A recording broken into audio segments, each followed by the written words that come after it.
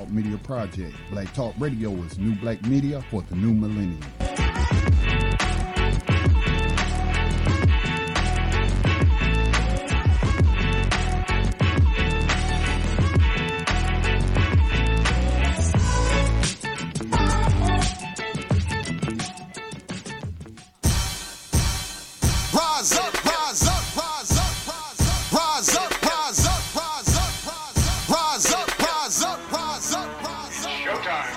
Just lift your eyes up, let your wise rise up. See the signs of the times, if it's time, rise up, rise up. When death and hell dwell among all God's people, when those we chose and trusted have become completely corrupted and inherently evil, when the feast that feeds you starves our father's children, when snuff, porn, and pedo forms begin to get top billing, rise up.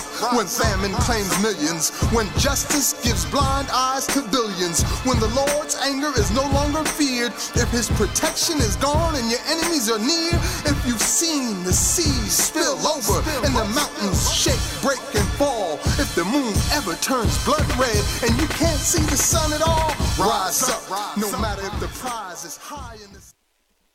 Peace and welcome to New Abolitionist Radio, a program that seeks to educate, inform, and agitate on the issue of 21st century slavery, hosted by social activist and spoken word poet Max Parthas with New Abolitionist and Actionist Yohanan Elia and Black Talk Media Project founder Scotty Reed. On this program, we discuss recent news on legalized 21st century slavery and human trafficking, along with projects and people who help combat it. Today is November 30th, 2016. Happy birthday to BTRN founder Scotty Reed and the queen of spoken word, Georgia Me. During the broadcast, we'll be joined by our guest out of Colorado, Jimmy Thomas. Jimmy has been involved in the Amendment T efforts and was inspired by BTRN and Scotty Reed. In addition to an interview, he penned a powerful letter to Colorado Public Radio in support of the amendment change. The American Studies Association recently held a panel discussion to assess the 2016 election results. I really want to break down what they talked about as it is shown in their call for submissions on the issues.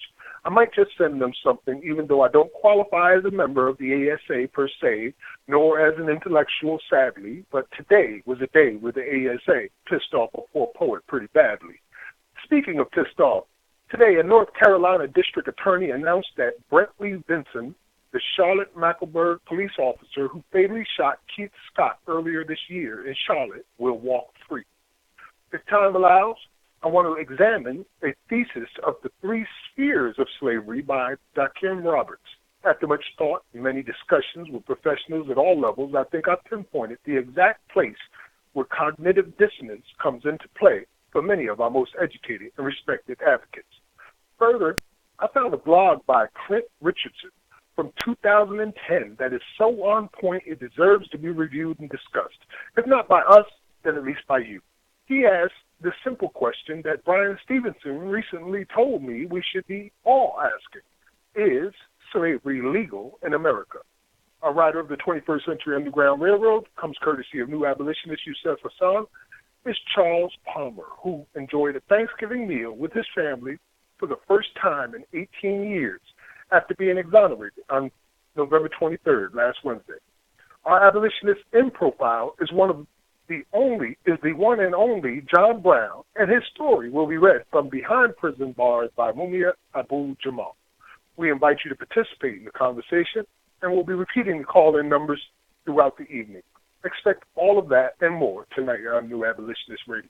Once again, I'm Max Parthas. What's happening, brother Scotty Reed? Happy birthday again, man. Hey, thank you, Max. How are you tonight? How's the family? We are running around like chickens with our heads cut off, trying to handle business here. I'm in Greenville, South Carolina today at my daughter's house, and we just been dealing with the issues that she has, of course. Well, of course, send the Black Talk Radio family's love to your daughter as we wish her a speedy recovery. Thank you, brother. Thank you. Is our brother with us, Yohanan, today? No, I don't see Yohanan on the board. All right. Man, I had a pissed off day. I got to tell you, I can't say I've been an emotional wreck, but I've been very much very sensitive, and I guess it's understandable, and it bleeds into everything I do. I'm just more aware, more sensitive to circumstances. I see deeper than I should be looking, and things like that. What do you mean deeper than you should be looking?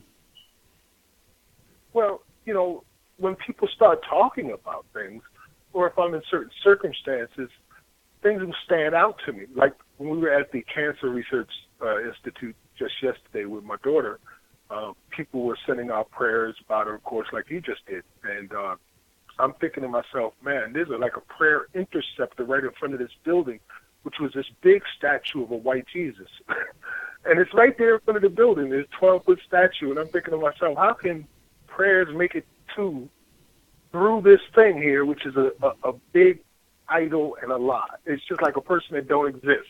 And it's just pretentious and demonic, if you ask me. Idol worship. And I was very sensitive about that. Yeah, idol worship, right there in front of the building.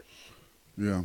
So there's things like that. And also when people start talking about slavery and human trafficking, sometimes they'll be a little bit off on what's going on, and I find myself a little bit more sensitive to when they are off.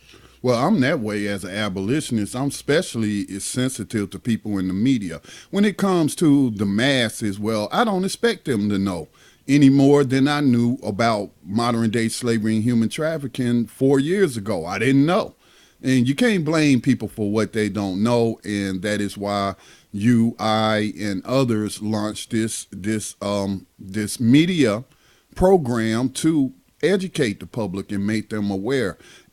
But especially when we see, like, for example, when we did the review of the 13th, again, great effort, better than anything that has made it to the main so-called mainstream, the documentary The 13th. But as we critique that and the different so-called quote-unquote activists, I don't think any of them refer to themselves as abolitionists, but they're referred to themselves, and society calls them activists. And we were just critiquing their words, and some of them was using very correct language, and they seemed to understand what was going on.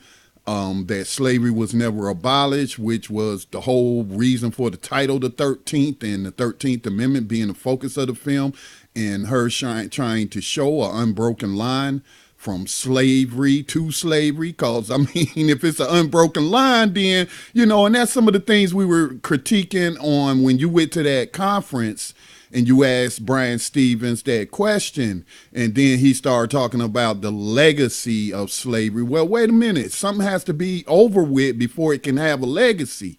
Like I have to die first before people start talking about Black Talk Radio as the legacy of Scotty Reed. You know what I'm saying? After I've gone on and passed on from this earth. So, yeah, Max, as a person who studies this issue, as an abolitionist, as a person in media, yeah, I do. Those are like my pet peeves, especially with people who should know. But again, I have to remind myself I shouldn't assume that they do. But you would still think if somebody reached out to you and said, hey, I'm doing this documentary called The 13th. It's about the 13th Amendment, which has a slavery exception clause in it. You would think they would read up on that, and that would be reflected in their interviews with her for the film. So I get where you're coming from, Max. Yeah. I'm usually, like you, sensitive to that, but lately I've been a little oversensitive. You know what I mean? At least it seems to me like it. So well, you got a lot going on in your life, man. So you got that other stuff, that's probably exacerbating, your feelings right now, which should be understandable, man. Your daughter just went through a major surgery, replaced her whole shoulder, dealing with cancer, and she's in recovery right now. So I can understand if you're a little extra sensitive to some of these things. And I've noticed the connection and how these systems work because of that, too. Like, the cancer industry is a huge industry, a huge global industry, and they really exploit a lot of the victims of cancer. Mm-hmm. Like, my daughter was being courted by the American Cancer Institute like she was an NBA player, because she was worth $2-3 million to them. So they were willing to fly her down to Pennsylvania, to Philadelphia actually, and her, along with someone who would stay with her and cover every cost she had while they did whatever it is that they do. And that's pretty amazing. It's not like they were doing it out of the kindness of their heart. There's a paycheck involved. They got a lot of people who are paying for this. They're making money on this. These are livelihoods that are involved, and cures and treatments, and it's billions and billions of dollars. The same thing applies with this prison industry. It's extremely exploited. I have a question about that you raised, and this is totally off the subject of 21st century slavery and human trafficking, but you did just raise a point. I wonder if the Cancer Association, all these different organizations that do cancer research or solicit donations for cancer research, are they lobbying the United States government to allow the cancer vaccines? I think it just treats like cancer of the lungs or something, or prevents that. But Cuba, with the passing of Fidel Castro here over last Friday, and me just knowing that they had come up with a cancer vaccine with their great medical research that goes on that island with limited resources. That's where one of the areas they chose to direct their resources in the field of medicine and what have you. But I've never heard of them lobbying. They could be happening behind the scenes to get these cancer vaccines produced in Cuba released to the general public. So I don't know. Just a question. Well, I look at it like the oil industry and like the prison industry, these things that only exist because of a certain particular thing that they're involved with, whether it be oil or cancer or enslavement. Mm-hmm. And without that, they wouldn't exist at all. Right. So, it's very likely that they are lobbying to prevent such things like that. We've been recommended to go to Dr. Sabi out in Honduras, who has found a way to cure cancer. Apparently, cancer can't exist in an alkaline environment. It can only exist in an acidic environment. And he's got a huge track record. Unfortunately, just a couple months ago, he mysteriously died. So, Dr. Sabi. Just that, for example. Right, Dr. Sabi. And there was another one that came out where a woman developed a laser technology that could remove cancer tumors without any invasive surgery completely. And she was told recently that nobody's going to buy it if it's not in pill form. I mean, this is the type of things that you got to deal with. So if there's an answer, there's somebody fighting to keep that answer out of the picture. Just like slavery. That's a good segue, as I do believe we have our guest on the line, Mr. Thomas from Colorado. As I have read, and it'll be good to get his report being there on the ground in Colorado, but I had read that there was opposition to Amendment T. I mean, who in their right mind would be against removing an exception for slavery in their state constitution? And so, I'm glad that it actually got put on the ballot and put to a vote. Not the outcome I hope for, but hopefully that will be reintroduced at a certain date. But I do want to welcome onto the program Mr. Thomas, and also we got Yohanan Elia joining us, the other co-host of New Abolitionist Radio. And let me check real quick. 303. Is this Mr. Thomas? This is Jimmy Thomas. Hi, Scotty. Hi, Jimmy. Thank you for joining us. Thank you for joining us. Oh, my pleasure. Mm-hmm. Let me welcome in also our co-host, because he may have some questions as well. Yohanan, let's check your audio. Give us a mic check, and hello from you to the listening audience. Peace. What's going on, fellas? I've been here. I can hear everything y'all was saying. We could probably go ahead with the guest, though. I don't have anything to add to what you've been talking about. Okay. All right. So the reason I invited Mr. Thomas onto the line, he sent me a email over the Thanksgiving period, and said that he was writing to thank me for inspiring him with my passion about the 13th Amendment, but he was reporting bad news from Colorado. An amendment to remove the same exception clause from our state constitution barely failed, and more work to do there. And Mr. Thomas, thank you for getting involved in the issue to even, put that to the voters there in Colorado. I think that may have been a historic achievement in itself, guys. What do you think? I remember we talked about the first time. What was that? Reverend Jabu might have been the first open abolitionist candidate to run for Congress, and then that was followed up by the person from South Carolina. And so I would say that this Amendment T. I can't remember the guy's name. Who was he with? The Green Party out of South Carolina? I'm not sure, but he ran as an abolitionist. No, he ran as a Democrat. You're talking about Dimitri Cherney, yes, who ran out of Charleston, South Carolina on an abolitionist platform and was an advocate for the removal of the exception clause from the 13th Amendment.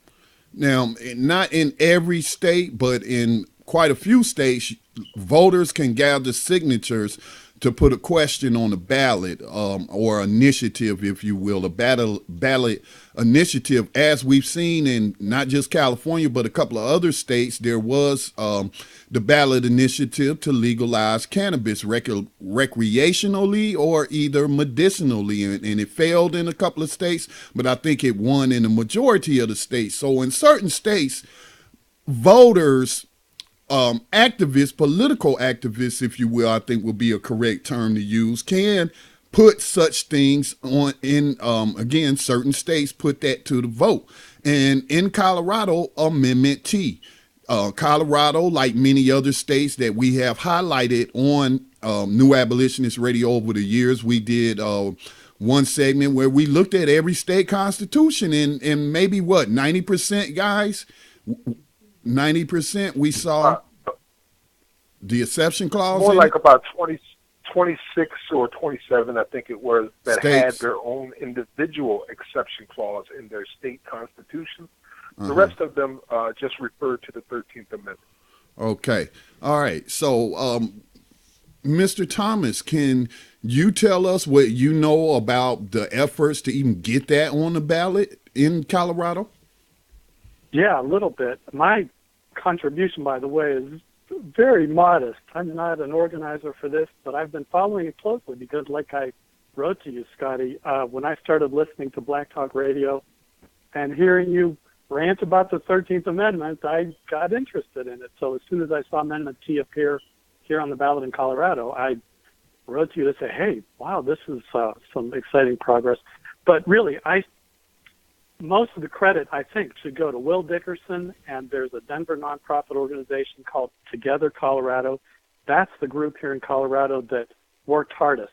Will Dickerson was the guy that got interviewed by Colorado Public Radio after the ballot initiative failed, and I had got interested because I was listening to Colorado Matters, which is one of those segments on Colorado Public Radio. They were inviting letters about Amendment T, so I wrote a letter, and they asked me to record it. It didn't go on the air after all, but it was just kind of a small effort. But here's the thing that's interesting to me: this initiative was not put on after a lot of signature gathering, but after some kind of an act in the legislature. And the good news, the positive news out of this, is that the Colorado Senate and legislature both parties unanimously agreed to put this on the ballot to the voters, which is like a huge vote of support for removing the amendment clause across, a bipartisan effort. And then the voters messed it up. So here we stand. Now, another bit of optimistic news is that the legislator who put this on the ballot last time plans to put it on the ballot again in a year or two. They plan to address problems with the language. There's a kind of a consensus that the language of the ballot initiative was confusing. People were calling Will Dickerson, the organizer, saying, I don't want this. Should I be voting yes or no? And he would have to say, you got to vote yes to say no to slavery. Yes, you want no slavery. And that might have been a problem, although it's kind of normal to say yes to amend the Constitution. But there's a lot of concern about making the language clearer, making it clearer to people that what they're voting for is removing slavery, period, with no exceptions. So anyway, that's what's coming up.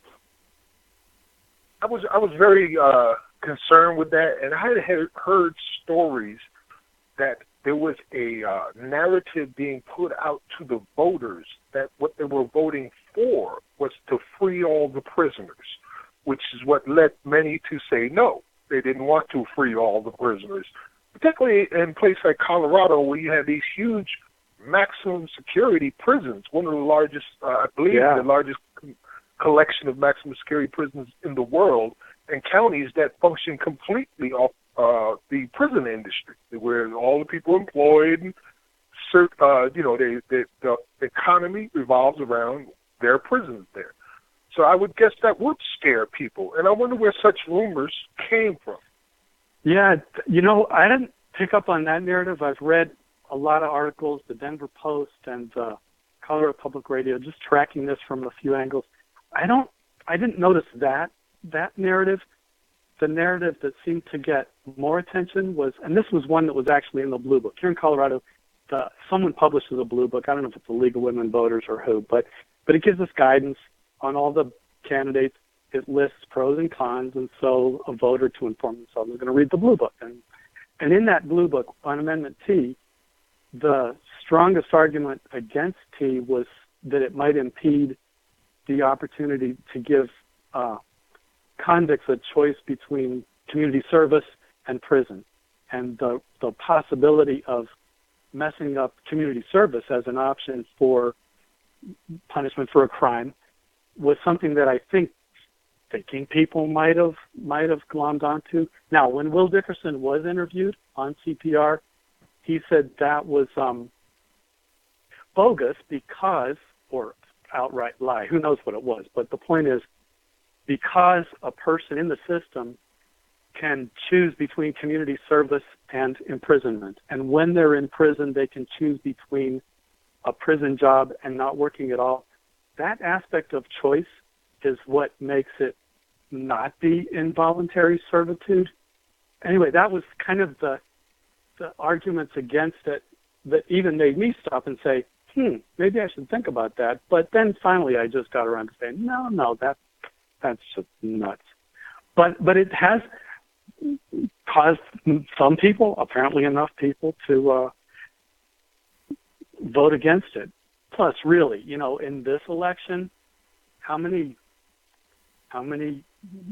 thoughtless people riding on the coattails of the president-elect got in and just voted no on anything that resembled progress? And there's nothing in the press about that. That's my humble personal opinion. But since we don't have exit polls, I haven't read anything in local press here, exit polls, why did you or did you not vote for Amendment T? There's a few random comments. There's an interesting letter that showed up in the Denver Post that was kind of a funny thing. You might want to read about that or hear about it, but a thoughtful argument for why to keep it there was as a reminder of the evils of slavery. But you don't need the exception clause to do that. The statement that slavery shall be illegal, period, is all we need in the Constitution as a reminder of something that was a crime against nature. We don't need the exception clause. I saw a few articles, and the only argument I saw coming out of the prison industry, or rather from the government, was where they were using the argument of custodial care, that it was necessary for them to take custodial care once a person is a prisoner. Otherwise, well, they didn't really give an otherwise, but I took the otherwise in my own head to where it was logically going, saying that we can't make them do certain things if they have full rights as a citizen. If you have free speech, how can I tell you to shut up? If you want to vote from inside prison, how can I tell you not to? So they were using this as a sort of an argument of custodial care. And I've heard that before from other people like Ken Williams, the former officer out of San Francisco, who used that argument with us as well. And I just think that argument is garbage. And as it regards to the employment inside the prisons, well, we all know that when you're making 11 cents an hour and the only income you have is that 11 cents an hour or 50 cents an hour to buy socks and things that you need, toothpaste or whatever it is, people will fight and kill over that type of money, 11 cents an hour, because it's the only income. So to say that they're not forced is kind of obscuring the truth of it all. How else are you going to supply your own needs? How else are you going to provide for yourself except for that job that we're offering you to do? Yeah. It's a muddy, confusing topic. Right. And like Scotty said from the very beginning, why would anybody in their right mind want to keep this type of draconic, demonic language in their most sacred of documents? If you're not practicing slavery, then what do you need it for? And that's where that custodial care argument came out. We were hoping, I just knew Colorado was going to do it, because Colorado is one of the most progressive states in the nation. And after at least 4 different tries in other states, we were like, yeah, Colorado's going to do this. And then when it came back, so close. That was suspect to me right there. That was very suspect to me. How could it be so close like that, really, without anybody providing a counter argument? Yeah. That's I don't making know. me think. Do you guys use electronic ballots? Is that what you're using out there? We do. As I learn about ballots, Colorado's probably more enlightened than most. We have mail-in ballots. Anybody can do mail-in ballots. So the barriers to voting are very low. You can belong to either party during the primaries and declare which party you're in at the last minute. So the opportunity to enfranchise independents is there. They can participate in Democrat or Republican primaries at the last minute. Just say, I've always been an independent, but today I'm a Democrat. Today, the Democrat primary matters. And next time I'll be a Republican. But it's the kind of ballots where you fill in circles. So it's a hard copy, the original, in case you need to do a recount, and that original gets read by computer so it can be tallied quickly. So it seems like, to me as a voter, and I've lived in a few states, the best of both worlds in terms of technology, accessibility. There's not a sense that voters are being excluded, like in some states these days. And, I don't know. Does that answer your question? I mean, well, I heard, I guess it's no sense of just rehashing it and asking you questions you possibly can't know at this point. We do have a similar voting system here in North Carolina, exactly how you describe, which I was a victim of electronic voting when they were still using those, but I don't think that's not an issue here. But I want to ask you a couple of personal questions, if I may, Mr. Thomas. Yeah, sure. Please call me Jimmy. Okay, Jimmy. Jimmy, do you consider yourself an abolitionist? Well, I wouldn't have said that before, but you said if I'm doing anything active in this regard, then I'd get to call myself an abolitionist. I'd be proud to say that. I never really used the word before, but I would be proud to accept that if you'll call me that. I think that in some people's mind that the bar is really high or something, you got to be doing X, Y, Z to be considered an abolitionist. But for my personal, I could just speak for myself, my personal criteria is, one, you recognize that slavery was not abolished by the 13th Amendment, that exception clause is a problem, and that you do anything within your power to reverse that situation, to work towards abolishing slavery. And then the other thing is just telling other people, that's how most movements grow, I think, is by word of mouth, hearing something from their neighbors, from a family member. So, I mean, have you done any of those things? I do that. I've mentioned it to people now and then. It struck me when I first heard you starting to talk about it. And, yes, so I have. I'm just not as a super activist. It was really once Amendment T got on that I took a couple of steps. This is like a third step on a 1,000-mile journey. And now that I recognize there's more work to do, I'm kind of interested in getting more involved in it. So we'll see where it goes. But, I'm I live in a very white state. I'm in a white bubble in a red county in a corner of a very white state. So it's and I don't know, that doesn't really matter much, but I agree with you. Every little bit helps, and every time, last show when Max talked about asking a policeman, do you know about the 13th Amendment? And he said, no. Do you know it's your responsibility to uphold the 13th Amendment? It's just a small step, but it's important, and I get that that's important now. So I'm on board with sharing this news. And well, let me ask you another question.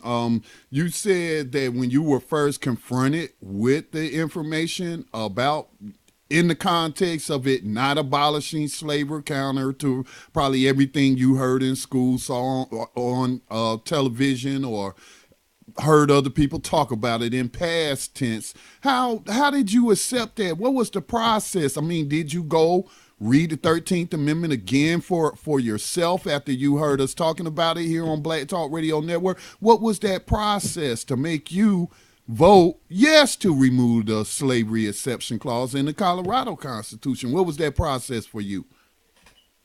The process was listening to you, Scotty, on the radio, and memorizing the 13th Amendment because you speak it. I don't know, you used to. And I haven't heard the show lately. Honestly, I kind of maxed out on a lot of my podcasts. So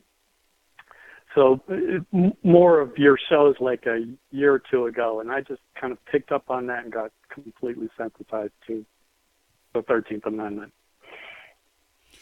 Was there any kind of shock or disbelief that you had not recognized this before? Because again, as I readily admit, I only became aware 4 years ago, and I became angry. We're fellow travelers on this discovery. I don't know if it was shocking or surprising so much as appalling, and I don't know. There's so much slavery and racism that's just like entrenched in everything of this country. I guess I'm not surprised that it's still there in the Constitution in a form that is in fact legal slavery. It's a surprise, but then it's not. When you talk about systemic racism and just the whole and the anger that we've got going on, especially this year, that's like roused people up even more so. Yeah, it's not surprising to find it in our founding documents. Mm-hmm. They're seeing a lot of truths these days, words that they weren't using before, phrases that they weren't using before, they were actually in denial of, have become commonplace, like white supremacy and institutional racism. Just a couple of years ago, they were talking about a post-racial society. So they missed the mark so badly, and I'm not so sure they're ever going to catch up in mainstream.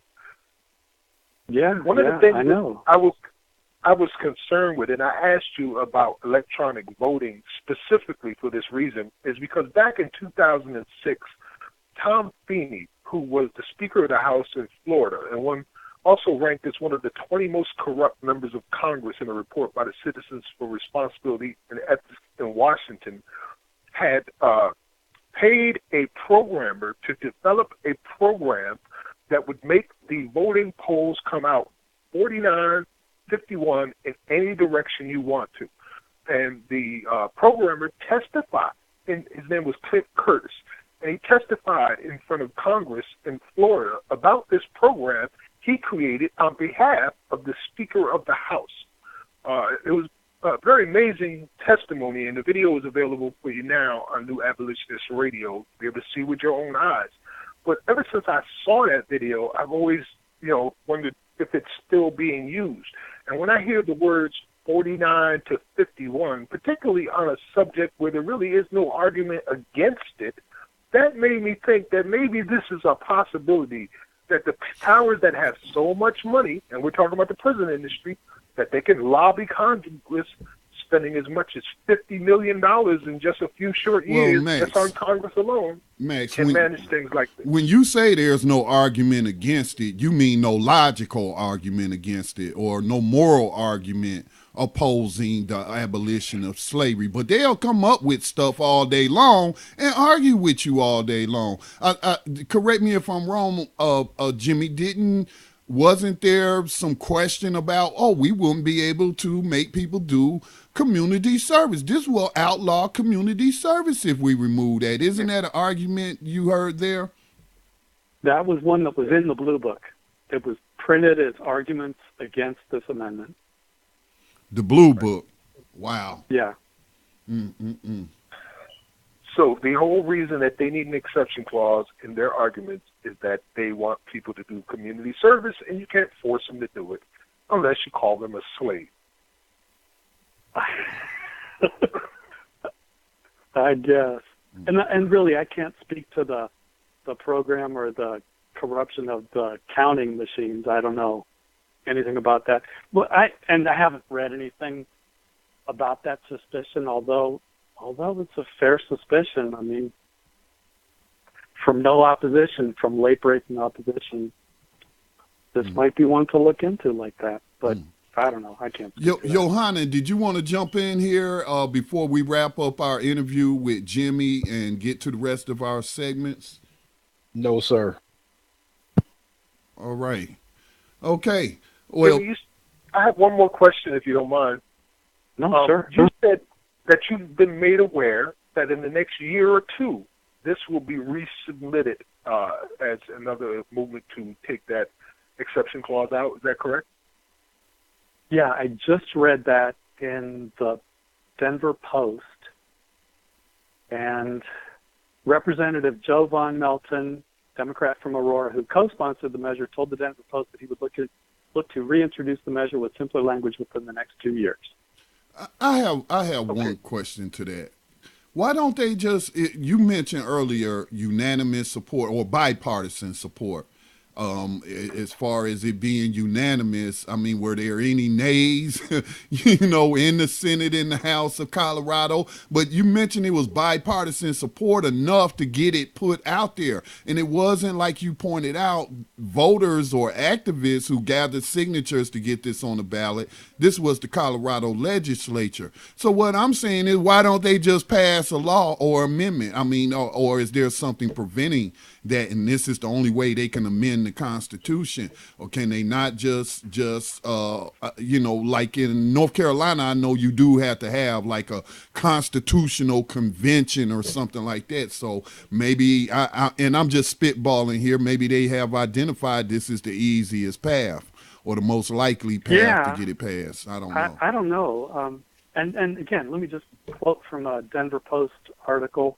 Amendment T, which was referred to the ballot by a unanimous vote of both legislative chambers, would have eliminated an 1876 reference, blah, blah, blah. But why they didn't just amend it as the legislature, I don't know. I don't know how that works. They might have just said, yeah, let's ask the voters. We can all agree to ask the voters. Maybe that's what made it easy, unanimous. Mm-hmm.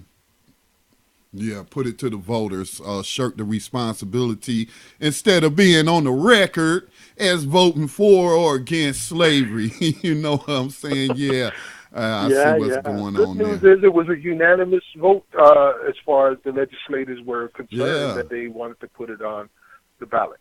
So that's worth considering. Yeah. Right. That is worth considering unanimously. So we really only have been trying at this level of effort now for about the past 4 or 5 years to get these exception clause taken out, not only of the federal but the states. And we've had some failures, but we can't succeed unless we get some failures under our belt. It's got to keep moving forward. That's why I asked if they were going to repeat the process again in a year or two. And if they do, and if you're still involved, please keep us informed and maybe get us involved as well, because we can provide information and facts that may not be readily available or even willingly shared by those involved. Right, and we can make some specific propaganda and target voters in Colorado on social media. Okay. Will do. Well, Jimmy, I want to thank you for reaching out and being a longtime listener and supporter of our network, and for becoming an abolitionist and being on this journey with me. And did you have anything in closing you would like to leave with the listeners? And again, thank you again. No, just keep on the good work you're doing, and thank you for inviting me. It's such a small part compared to real work that other people have been doing. I hate to take much credit at all, but it's a small step, so I'm with you guys. All right. Thank you, brother. Welcome to the abolitionist movement. Peace. Thank you. Thank you. All right. Good night, Jimmy. Good night. Okay, guys, we're like over for a break. I didn't want to break in with a guest and interrupt, but I'm looking at this as a glass half full, where the glass was empty before situation, huh? What about you all? Right. Definitely, it was out there. Like you said, it was unanimously put out as legislation, so it's not like it was a fight within the state. Comparatively, what we saw go on last year, say in Florida, for example, where we had the state Senate strong for, reform, of course, and making changes to a state that had over 250 deaths in custody of its prisons, and being able to address the slavery aspect of it, the disfranchisement, having George Malincrot on the show. I mean, the different things that we saw go on in that state, and the Senate was all for it. But when it got to the House, what was proposed was struck down, and the House extended some of the already existing legislations, and as far as like multipliers and mandatory minimums, and just kind of strengthened, the state's approach as it's already been in existence. So I think that's like a contrast, where we were working just as hard to get change and abolition in place, and you saw what Florida did. So I mean, I'm like you. I see it as a glass half full type situation. You got to keep pushing. I wish that they would have sought our counsel in this, considering our position, how long we've held it, because we could have easily countered any argument that they had. For instance, the custodial care argument is easily countered by pointing out that there is a state in this country that does not have a caveat in its abolition of slavery, and that is Rhode Island. Rhode Island that's North no Carolina too. clause. North Carolina has abolished slavery. They have a caveat for involuntary servitude. Right. But Rhode Island doesn't even have that. There is no language at all for slavery or indebted servitude in their constitution. And they still use their prison labor for community work. Well, then perhaps people in that state need to start asking questions and demanding that they adhere to the Constitution and stop practicing slavery, because it's not going to end itself. It's going to take efforts like the grassroots activists up there in Colorado. It's going to take people to do it. It's not going to get done itself. So there's going to take people in their state to recognize what's going on, look at the Constitution, and use those constitutional arguments. Just like here in North Carolina.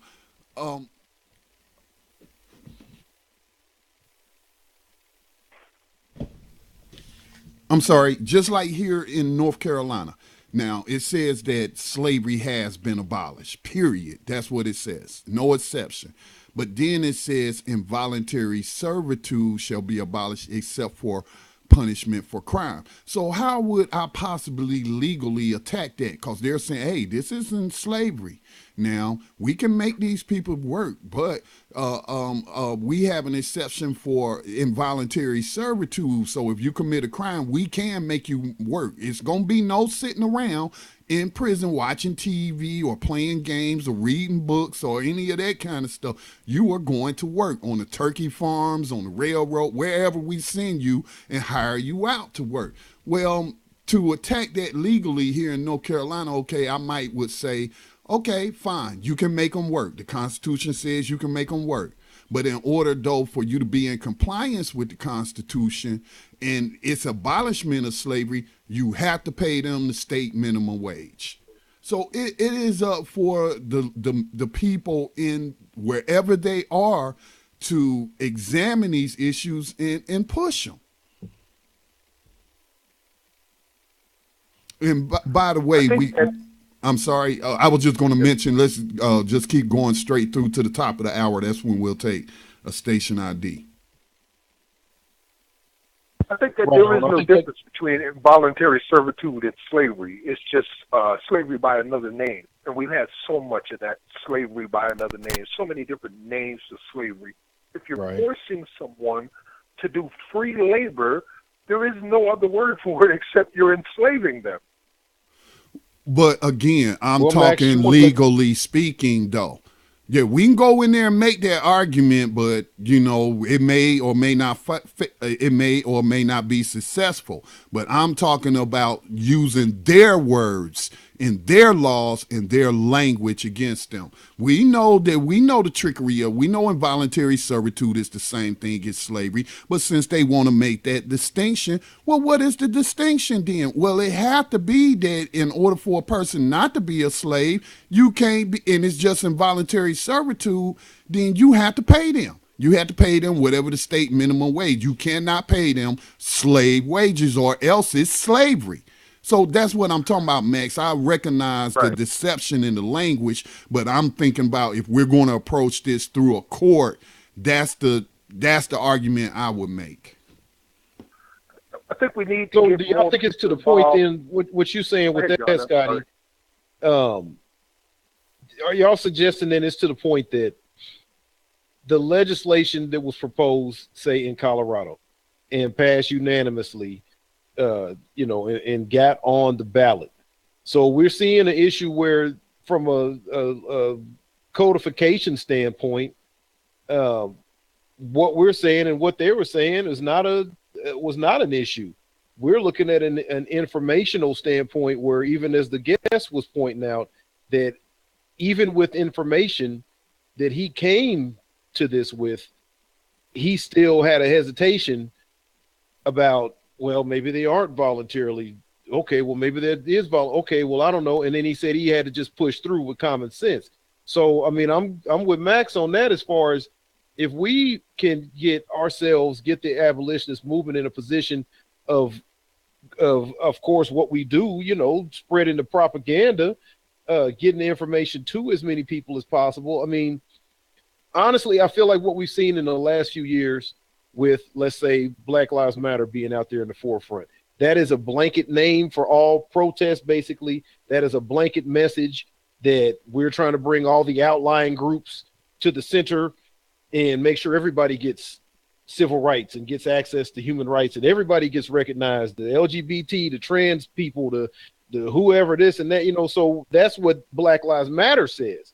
But the larger narrative surrounding them, and obviously the conservatives, Fox News, but even, MSNBC, these kind of people quote them as being anti, obviously anti-Trump or anti-law and order, or cops should be killed, or just all these different crazy things. But the point I'm trying to make is that they get enough publicity that at least they're being misinterpreted.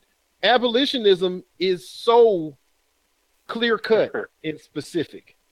It's not a matter of saying, well, we just think Black Lives Matter. It's not a matter of somebody being able to misquote you and say, oh, well, we don't even like the police. Well, we think you can't misunderstand what we're saying. We are saying we are for modern slavery abolition. Well, what do you mean slavery? I'm glad you asked. And it keeps on going from there. So I got to stick with kind of what Max is saying. I mean, any point they could have brought up, obviously we could have rebutted it.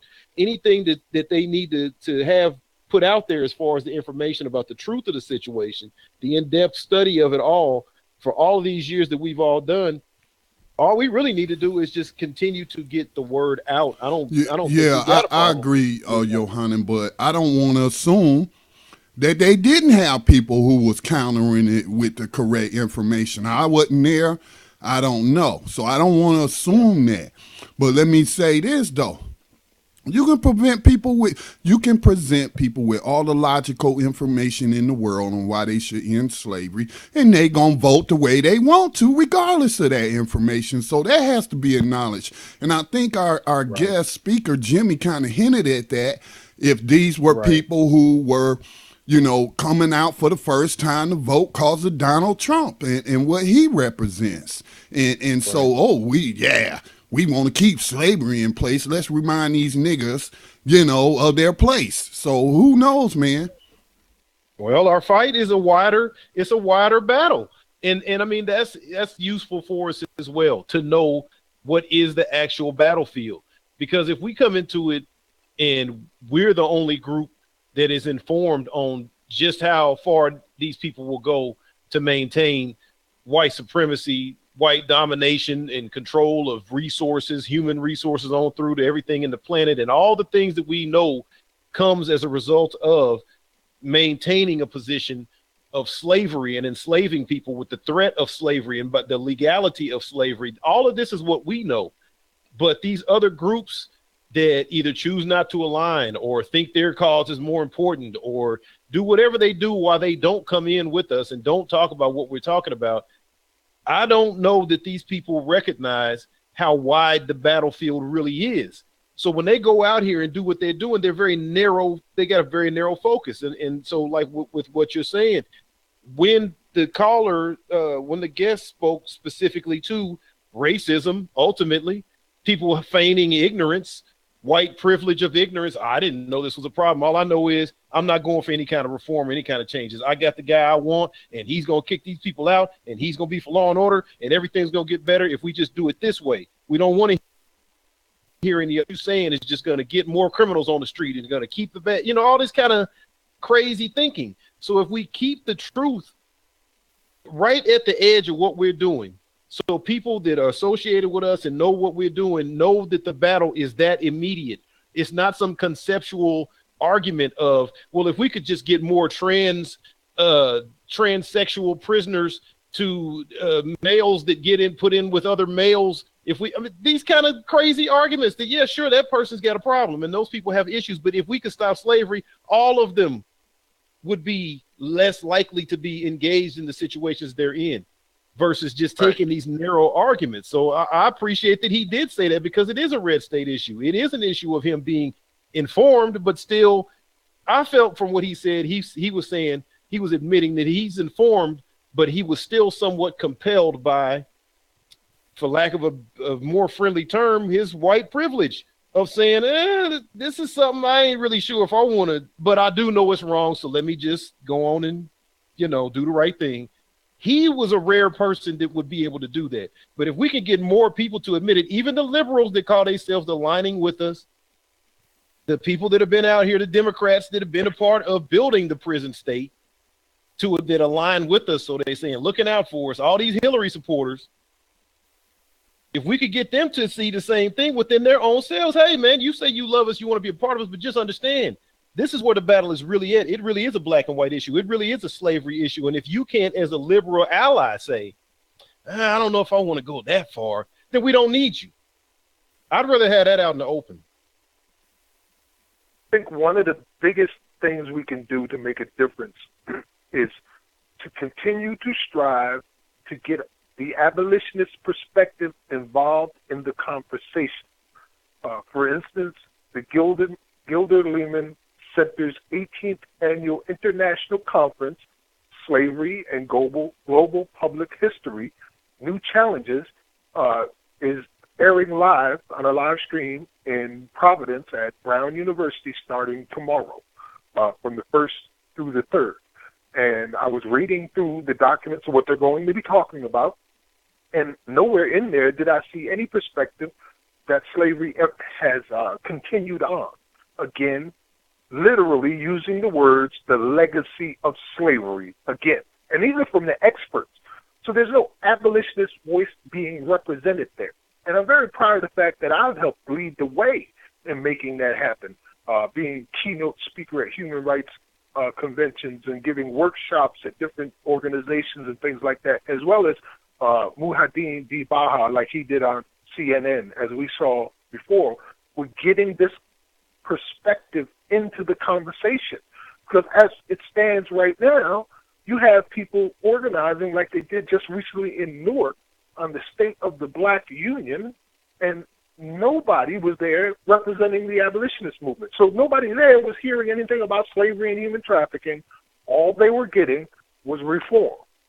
So we've got to give that other option, and that is up to us as individuals to interject that argument in there and demand to be a part of these conversations.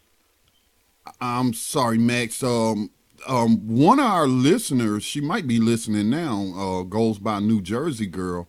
She attended that conference. She part of the POP organization, People Organized for Progress, I think is the name of it. And she had mentioned when she had called into the program that she was going to say something to some of the attendees and presenters there.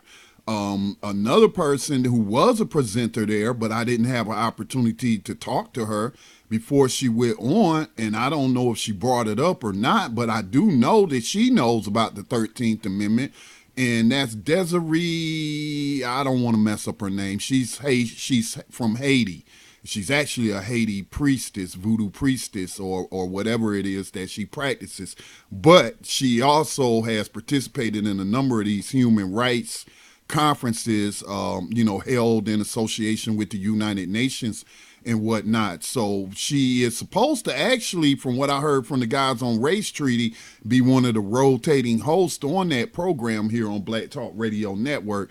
But I'm definitely going to speak to some of the people that were presenters, because they actually, the people who organized it, took out an ad with our station to promote that conference. And I was trying to get people on before, but just couldn't make it happen. Other stuff I care not to get into. But I did hear from one of the organizers, and she's going to try to set me up with some people on that. And I'm going to bring it up. I'm definitely going to bring it up. Same thing with these conferences on reparations. That's, again, you're talking in legacy language. You ain't talking about like it's still happening. My little brother who spent 10 years a slave on a wrongful conviction is owed reparations for what happened to him, however long it was since he was in prison. He's been out for a while now, but he's more owed reparations for that than, the enslavement of people generations ago.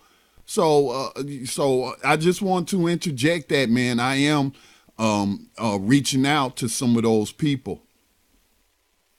Good. I watched the live stream, a great majority of that conference, and I didn't see anybody speaking of that in any large detail, just in references, and nobody came out and said that I could see that it was slavery. They may have said it, but I missed it. Yeah, that is a challenge in the black community. I admit that. That's a challenge. That's why I saw the need and reached out to you for this program. It's because nobody's talking. I don't hear Al Sharpton bringing it up, or the National Action Network. I don't see the NAACP pointing out the exception clause in any state. I should have asked the caller. Our guest. I think there's an NAACP in every state. Where were they on pushing this issue? Did they send out a blast to all their members in Colorado to get them to vote yes to remove the exception clause? So that is a problem among the let's just, for lack of a better word, among these black intellectuals who are working on the problem of racism and trying to address these systemic problems. Is they are still, after all these years, are still slow to acknowledge exactly what you're talking about, that the main problem is slavery. We can argue with people, we can have a debate, debate with people. What is the problem exactly? Is it racism or is it slavery? I tend to say it's slavery. I think I got a better chance of stopping slavery than I do of changing what's in somebody's heart and getting them to stop mistreating people. And so when we're talking about racism, that covers, whether you're talking about institutional racism, which that is slavery, y'all. That's all slavery. Okay. The slave codes, where it started stripping black people of their rights and made it race-based slavery. Okay. So we got a lot of work to do in making some inroads in some of these established organizations where it seems slavery isn't on their radar. And I kind of blame Michelle Alexander's book for that. calling it mass incarceration instead of exactly what it is, slavery. Man, Michelle Alexander and probably 25 other, I was just saying Michelle Alexander and probably 25 other authors and academics that I could think of off the top of my head. I mean, I just saw a post today that Max shared as well from ASA. What was that for? The American Society of Academics, that was, read off their list of all the things that they're going to talk about.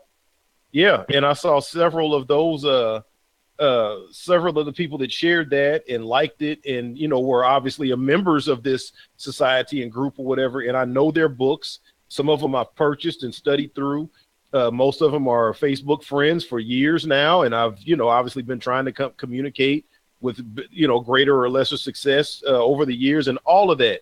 And to see that agenda, and I guess when we come back from the break, we can maybe even break that down and just, give people an idea of what we're dealing with. When you say Michelle Alexander, I say there's room for 50 to 100 different people that we all know collectively to all be put on Front Street. And I'm content to use the tiny pulpit that I have, whether it be social media or even the amplifier that you've afforded me, Scotty, of Black Talk Radio Network, to do New Abolitionist Radio every week, to just rain fire on these people's heads, because you're in the way if you're not going to do this work. If you're going to write books and put slavery in the title, if you're going to talk about this issue, if you're going to call yourself a reformer, a change person, if you're going to make a career out of this, if you're going to solicit the donations, if you're going to be sitting on the panels, if you're going to be the president's appointee, do all these things you want to do to be in the way. And number one, nothing changes. And number two, you never talk about slavery. Number three, everything you go to, they talk about everything but slavery. And you're not the person that gets kicked off the panel because you demand that they talk about slavery. Damn it, you wrote a book. How could you not have them where they boot you off the stage? Because it's just, I don't see people acting like they give a damn. And this is the third month of a national prison strike that's been going on. How could this not be on the presidential agenda? How could this not be on these continuing panels agendas as we're trying to figure out what to do in this new coming administration? It's shameful. Well, we're coming up into our break. I just want to say before the break that starting tomorrow, the conference with Yale and Brown University is given the opportunity for Q&A, or if the students themselves are allowed to speak. Those people in attendance may be shocked at what they hear. I've spent the last 10 years working out of Providence, and there are a lot of abolitionists, modern-day abolitionists in Providence, including in Brown University, where I've given speeches at their person. So they may be shocked at what they may hear. You're listening to New Abolitionist Radio here on BlackTalkRadioNetwork.com. We'll be right back after these messages.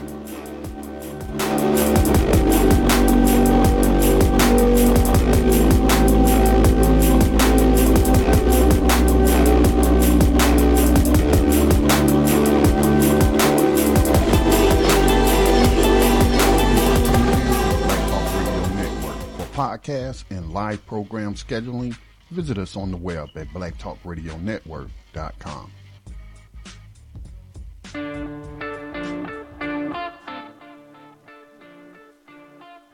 If you have a question or comment that you would like to share on New Abolitionist Radio tonight, give us a call at 866-510-9025. That's 866-510-9025. Hit star to unmute yourself, and we'll see you on the board and call your name or your area code, and you can go ahead with your question or comment. You're listening to New Abolitionist Radio on the Black Talk Radio Network, broadcasting every Wednesday night at 8 o'clock p.m. Eastern Time. Thank you for tuning in.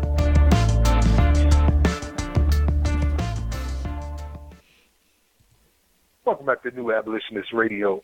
We were making references to a letter that was going out from Jenny Kelly. That was what Yohanan was just talking about, and the American Studies Association. And I got to say, this letter pissed me off to no end. And one of the things that bothered me the most about it is the confirmation of a theory that I've been following of my own for some years now, and testing it by going from city to city to city, wherever I'm at, and simply looking at their local free newspaper to see what their local free newspapers say about the black community and what black images I see in their local free newspapers. And so often I find nothing. No black faces, no black stories. It's as if a black community does not exist in their cities. That's the way they treat it. And I call that racism by omission. Oh, and I Max. saw this example here. Yes. We do have a call, man. They've been hanging on for quite some time. Do you want to take it before or after you do this segment? Let's go ahead and take it before, because when we get into breaking this down, it may take us a while. So let's go ahead and take our caller. Caller, you're on air with New Abolitionist Radio. State your name and question or comment. Yeah, we got somebody from area code 757. Did you have a question or comment? Yes, Scotty, this is Otis Griffin. I tag y'all all the time. I'm up here in Yorktown, Virginia. Hey, greeting, Otis. Good to speak with you. Hey, so Peace, this brother. What's up? I haven't talked to you in a couple of years, but I just was going to tag you. I listened because I had been following Colorado with the Blue Book. Scotty hit it when he said that part of why Colorado and the people from the Blue Book went against that is because they claim if they were to ban it, it would mean that people who refuse to take community service could not be compelled to do it. I started to read through it, but what I did is went on and tagged it in a couple of your posts on Black Talk Radio and in a Political Prisoner. But what I was going to say to you is, y'all have really hit on it because the other research is showing the misnomer about community service is there's really no service to the community. The service is usually to a government-sanctioned private entity that makes money off of either marketing to you or putting you to work. There's no such thing as service to the community. That name in itself is just another form of committing you to service at a cheap price. Right. Yeah, you're not doing service to the community by working for Whole Foods or Victoria's Secret or AT&T. That is not service to the community. And what I'm saying to you is the same when you get caught up into pre-sentence agreeing to do community service without, quote, going to jail. You still usually end up working for an entity that has nothing to do with the government in most states. And that's part of what Colorado. And if you start tracking the money, you usually find out it's because the people that are doing some kind of probation usually have to end up with some kind of digital collar or something that they pay into. So it's still about extracting money from you. Right. So what I see it is that some people rightly see that if that exception clause is removed, that there will be legal grounds for people to start suing us, possibly on RICO charges, for practicing slavery. All of this free slave labor in its various forms would come to a halt. So we don't even want to put a crack in the door. So we must defeat this, because who knows? It might be the key to unraveling the entire system of slavery that we've been running for so long. You're right, Scotty. The Gazette, I'm going to read a couple paragraphs right quick for you. In a time where there are many tensions in race relations, it's symbolically important that Nathan Woodliff Stanley, executive director of the ACLU in Colorado, I'd be very shocked and disappointed if the people voted to keep slavery in our Constitution. Then what happened? That's one of the advocates now. Sierra Club advocated for it, AFL-CIO, American Civil Liberties, League of Women Voters, all were for this amendment. But somebody got the Blue Book to write out that would be a hindrance, because what would happen would be removing the exception clause could have effects on prison work programs, community service requirements, or probation conditions if the offenders refuse to comply. So they want to take away your right to say no, just as y'all were discussing earlier. And so the counter to that would be, like I was saying, for here in North Carolina. See, what the issue is not whether or not we can force these people to do community service as recompense for whatever crime they may have been convicted of, or in this deferred prosecution agreement, is that you're paying them slave wages. Pay them the legal wage. Pay them the minimum wage. Nobody's saying if I get caught doing, DUIs or whatnot in my community, hey, I feel like I should be doing community service. But if I'm doing it for a private entity, because some of them do go work for private entities and what have you, or Yes. I think if anybody should be work, they should be paid. I mean, we could throw the Bible at them. You know what I'm saying? They claim to be Exactly. Christians. Hey, if a Yeah. man work, he should be paid. So, yeah. I agree. I'm going to drop off, but I just wanted to throw that in because I heard y'all talking. I went on and sent several of the articles to your post on Facebook. All right, Otis. Well, we appreciate you, Keep man. strong. I love the work, man. All Love right. the work. Peace to you, bro. All right. Take care. All right. Peace. Otis is a soldier doing a great job spreading the word out there, very proactive, and I appreciate him greatly. Oftentimes he gives me information that I wouldn't have gotten from any other source. So kudos to you, Otis. Keep doing that great That's a work. good brother there. I love to hear from him. Mm-hmm. Well, to what he said, going along, with it as well. I mean, that's the issue in itself is the labor. So they're not going to raise it to a minimum wage labor. I mean, we've reported on this program extensively, the hundreds of millions of dollars that the state of California alone is both generating as well as saving itself by not hiring actual firefighters to work in the forest fires, by not hiring actual companies to create products that are sold in the open market. We talked about in Massachusetts when they brought in prisoners to work as slaves for the city of Boston to clear the subway tunnels and clear the tracks and clear the streets. And they had put out a call for regular Joe citizens to come out and work and help the city dig out of this blizzard they had been under. And I believe the rate was somewhere around between $13 to $16 an hour.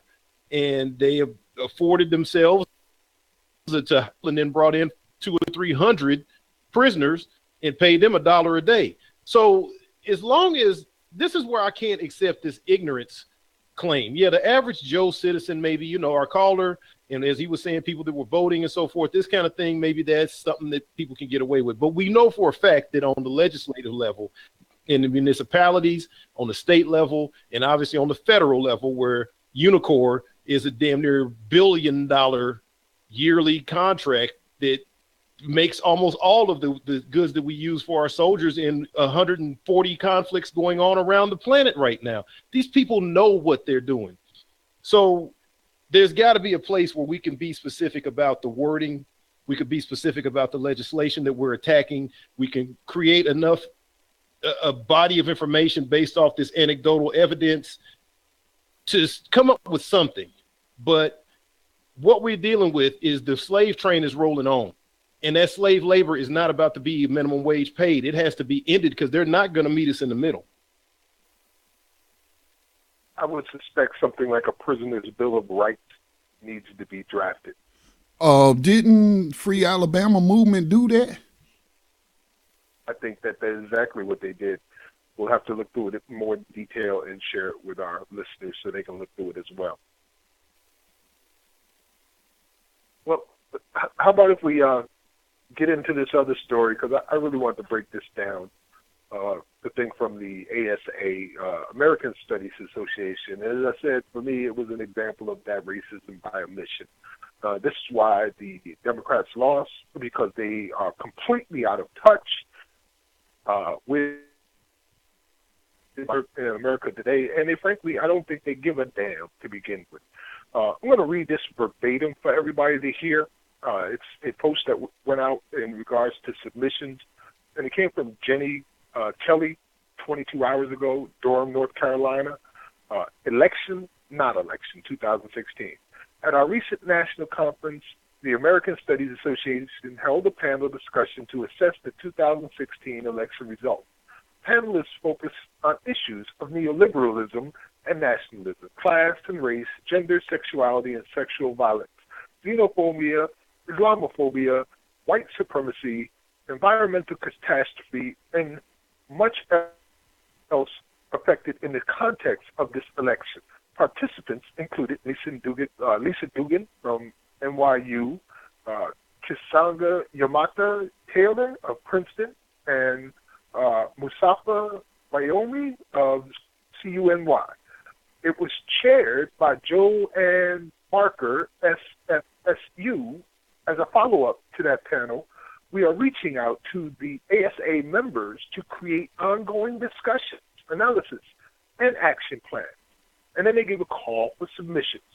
We invite scholars within the American Studies Association to submit 1,000-word essays or 5 to 30-minute video logs or podcasts that provide historical analysis, syllabi outlines, teaching plans, or tactical designs that address the multiple issues involved in the 2016 presidential elections, including, but not limited to.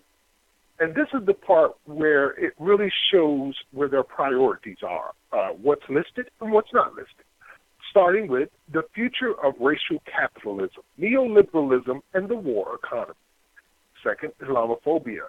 After that, anti-immigration detention and deportation, sanctuary spaces, the violence of the police, military, and surveillance state, anti-Native American and indigenous sovereignty and territorial rights, trade and energy development, healthcare, LGBTQ issues, reproductive rights, rape culture, sex violence, misogyny, election effect, hate crimes, white supremacy, polling and the profession of political consulting, environmental catastrophe, global politics, the future of mainstream party, and the possibility for third parties, and lastly, priorities for social movements in the wake of Trump apocalypse. And yes, they called it Trump apocalypse. We will create sites for print and video posts and inaugurate the project as the initial round of submissions as they come in. We will continue to post on a regular basis over the coming year as submissions accumulate. And then they give you the email to send this in to. Did you notice that at no point in there was even the misnomer mass incarceration? It's like it didn't exist in their mind when they put this planning thing together.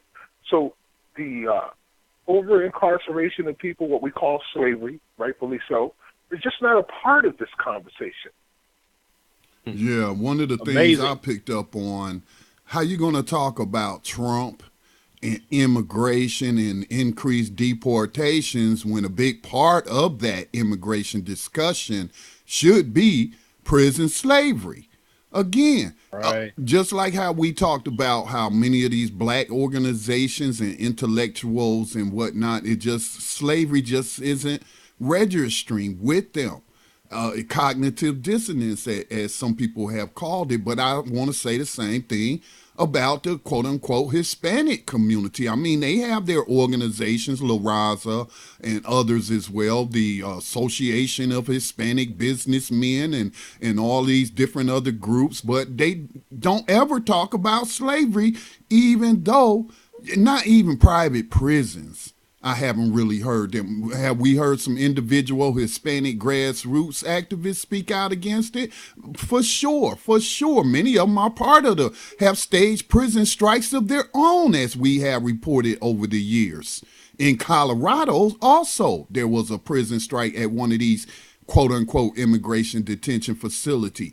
So what I'm the silver lining, if I could even use that word in describing what has been announced as Trump's immigration policy, which he stated would include throwing a bunch of people into prison. And so you would think the silver lining would be as these private prisons, I expect more to be built if they really seriously talking about going after 2 to 3 million people, throwing them in jail if they don't deport them or what. They're going to have to build prisons.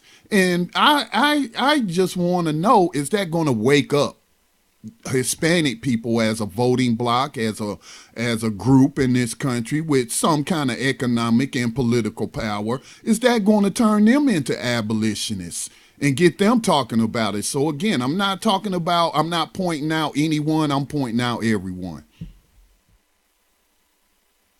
Johnny? Well, I found the post early this morning as I was actually looking at some information pertaining to a sister that I just recently friended on Facebook. Kiyanka Yamada Taylor, the sister that was on the 13th, and represents Black Lives Matter. I believe she's a Princeton or she's either Princeton or Harvard professor. And, I mean, another one that's in this line. And I was just looking at information on her page and just trying to kind of get familiar with what she's talking about in her personal space and whatnot. And I came across that post. And then I saw other people tagged in it that I'm friends with as well. Dan Berger being another one, someone whose book I've read and studied, The Struggle Within, Prisons, Political Prisoners, and Mass Movements in the United States. So here's someone that's a scholar. He's also a professor and an author and, well affiliated with. He's got the foreword of his book is written by Ruth Wilson Gilmore, someone who's also written about the prison and even mentioned slavery in her work. Angela Davis is affiliated with his works. I mean, for these people that are in the 13th, these people that are writing these books, these people that are in these groups. And as you heard in the post when Max was first reading it, it says it's from American Studies Association. And they're saying that if you are a member, then, submit your work. If you want to do a 5 to 30 minute video or a podcast, or if you've got a 1,000-word essay, we're inviting scholars who are within the American Studies Association to submit this work and then help us, make a response to all of these topics that were named off.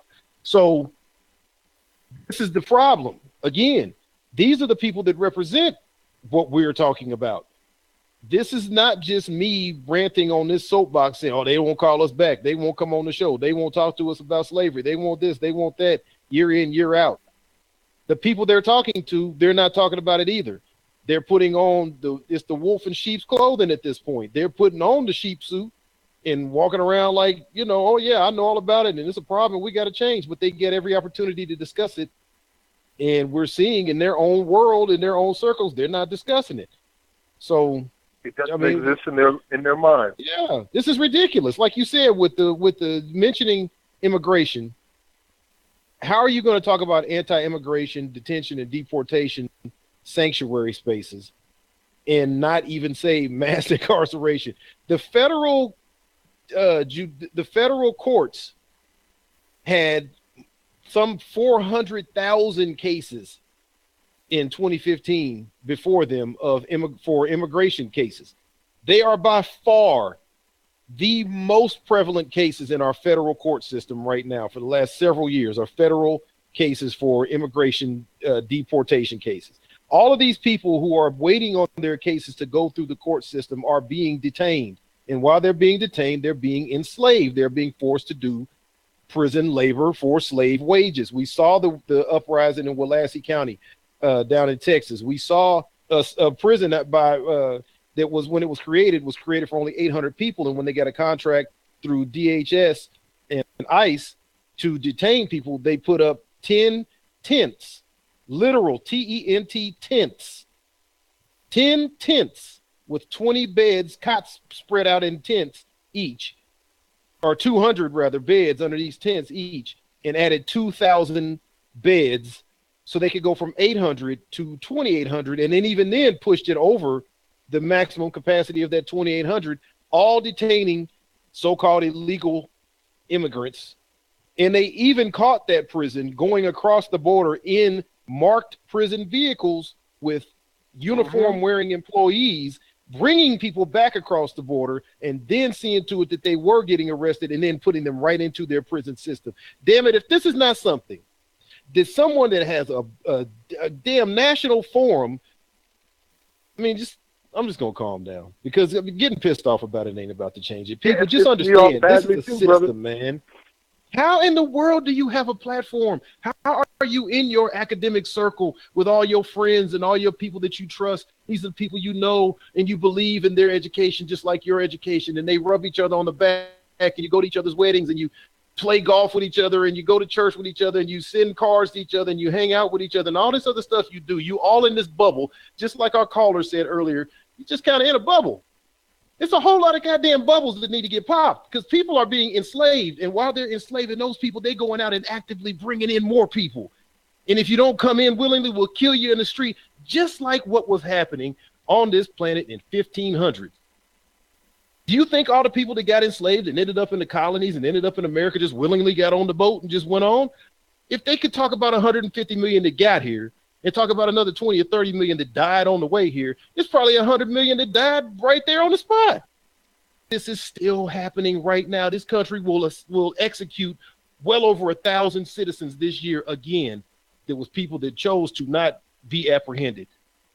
This country has at least 3 to 5% of 2.5 million people incarcerated who are wrongfully accused, arrested, and incarcerated. If we've got over 100,000 people in prisons who are innocent, there should be a national coup pull to get these people out. Right. We sit up here congratulating Castro and arguing over if Castro was bad or good. I don't give a damn what Castro was doing in Cuba, honestly. I'm trying to figure out what's going on right here in America. That right there is the problem, Johanna, with the Democratic Party being in this bubble. Their priorities are the white majority's priorities.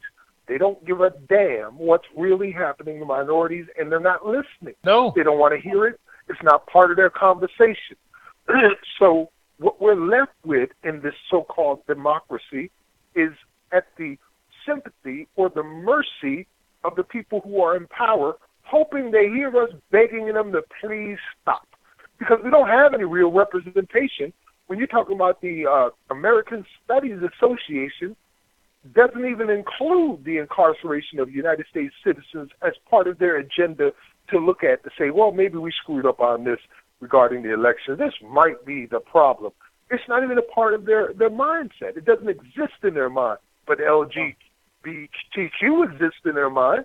Immigration exists in their mind. Islamophobia exists in their mind. All of these things are there, and we get white supremacy. That's what we fall into now.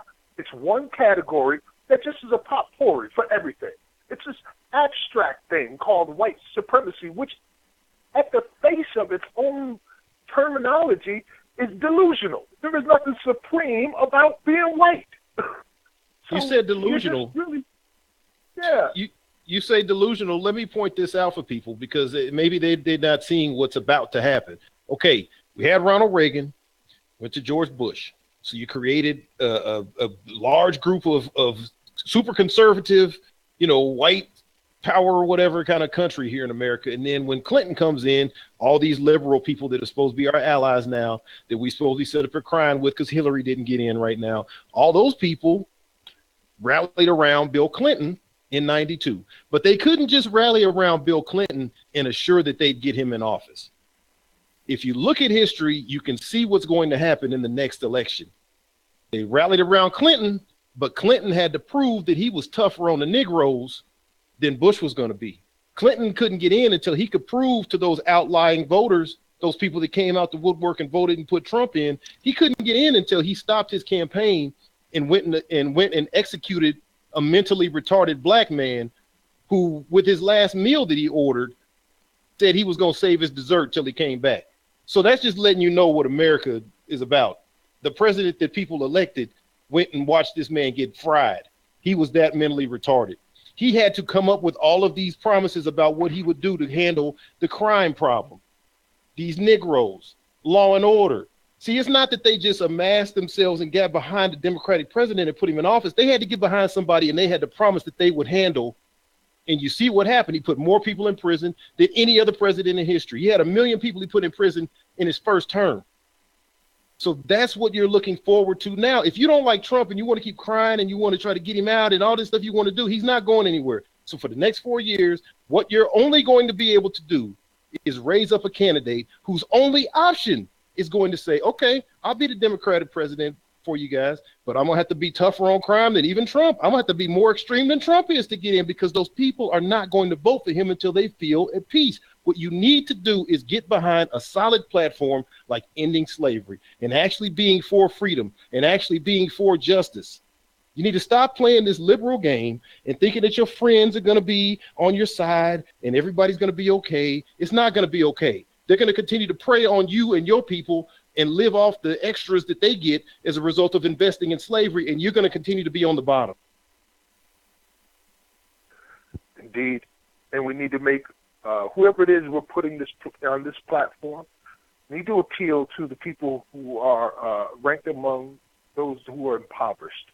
That's 150 million strong, who for some unknown reason this election season was completely forgotten and everybody focused on the middle class. But when it comes to voting, every citizen can vote. Every citizen, not just the middle class. So when you're excluding 150 million Americans from your argument, you're excluding a huge voting bloc. But if you appeal to them with something that they can relate to, like ending slavery and human trafficking, because so many of their family members are involved in it, I'm sure you can make a movement to get these people out and have them voting for you. Well, we're coming up on the top of the half-hour mark in our break time. We're going to take a quick station identification. When we come back, we're going to get into our next story and then into our regularly scheduled segment. So you're listening to New Abolitionist Radio. We'll be right back after these messages.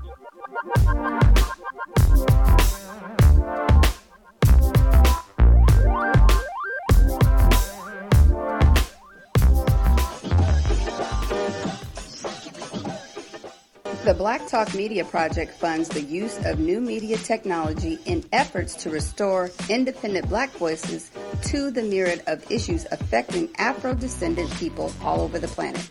If media can control the minds of the masses, as Malcolm X once said, then you must ask yourself, who is in control of the media targeting the masses of Black people today? Help bring back independence, self-determination, and respect for Black culture in the production of global media by joining the effort to crowdfund new Black media for the new millennium. Visit blacktalkmediaproject.org for more information on how you can invest in public Black radio for the masses.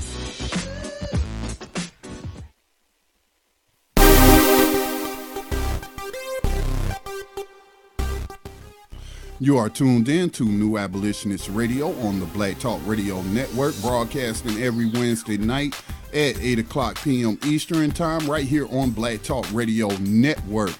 If you have a question or comment in our final 20 minutes of the night, please don't hesitate to give us a call at 866-510-9025. That's 866-510-9025. And now back to New Abolitionist Radio.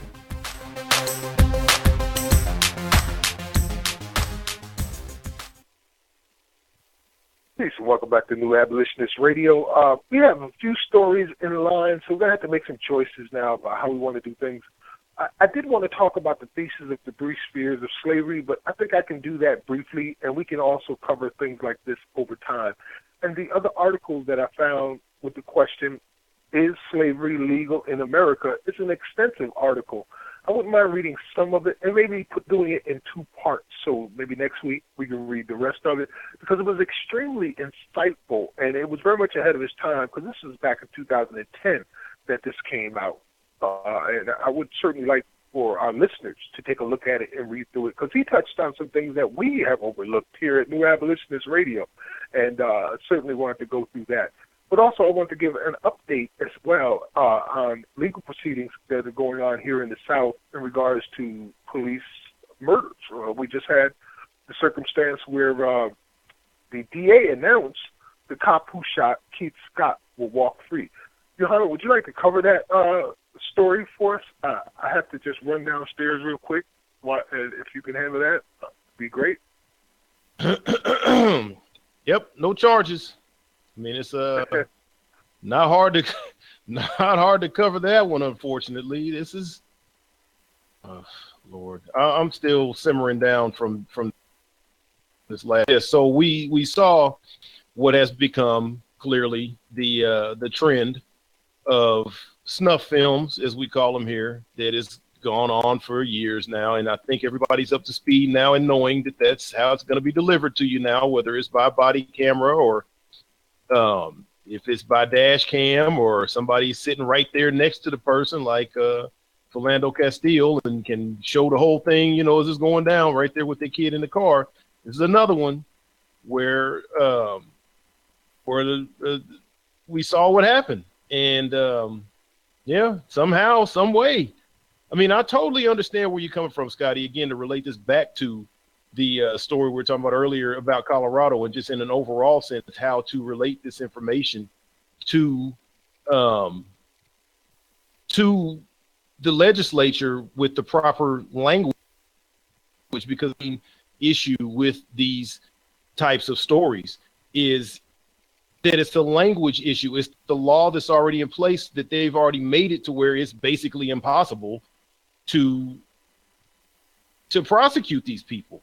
So it's not that we don't have the power as citizens to change the laws, to change the language. But once again, we've got to get serious about where we're going to confront these people. Are we going to play some shadow war where our proximity from them is so far and away from one another that they can tell us what we're doing is working, but actually in practice on down the road somewhere else, it's not working, and we just steady spinning our wheels and we feel like we're comforting ourselves somehow? Or are we going to get close, right up and personal to what's going on and be like, look, this ain't going to work. Don't even try it. We need these new laws. And then let the unions come out and resist us.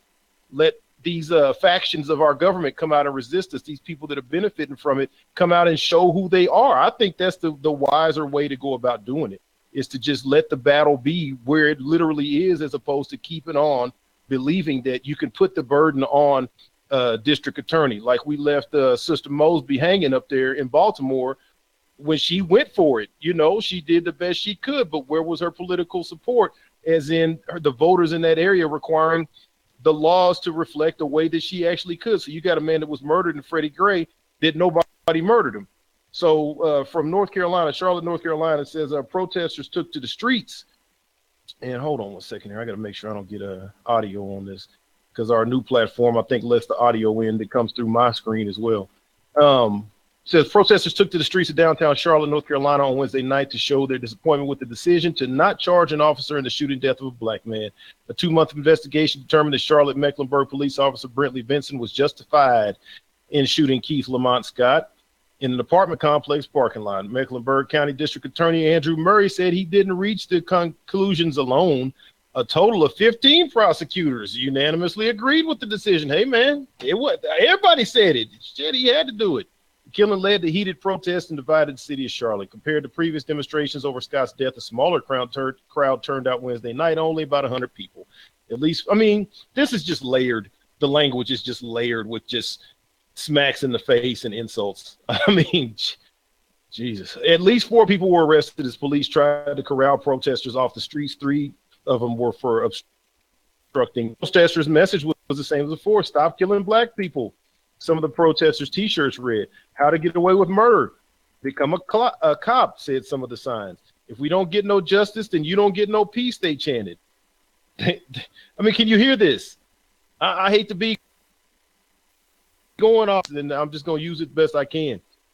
If we don't get no justice, then you don't get no peace, they chanted. Like, that's the extent of it.